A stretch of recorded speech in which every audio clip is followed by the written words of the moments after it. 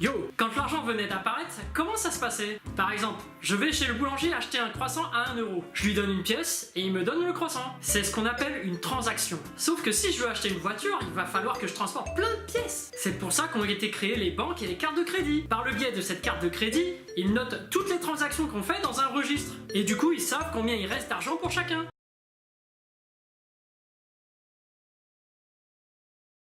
Sauf que pour bénéficier de ce service, on doit payer chaque année à peu près 40 euros. Et puis tant qu'on y est, la banque va prélever pour chaque transaction une petite commission. Et puis si vous vous trouvez à découvert, vous allez payer des agios, etc. etc.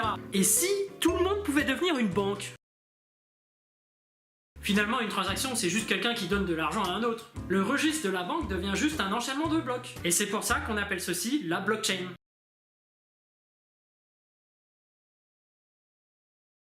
Et pourquoi on parle de crypto-monnaie? C'est juste parce que le registre est crypté et que chaque bloc qu'on rajoute est crypté. Comme ça, c'est impossible de falsifier les données existantes. Mais alors, pourquoi on peut tous devenir une banque? C'est parce qu'au lieu de passer par une banque pour chaque transaction, on passera par un réseau qui détiendra la blockchain.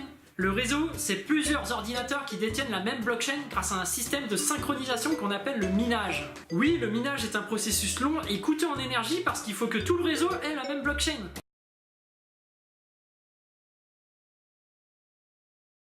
Mais il y a de nouvelles technologies, de nouveaux algorithmes comme le Tangle qui émergent.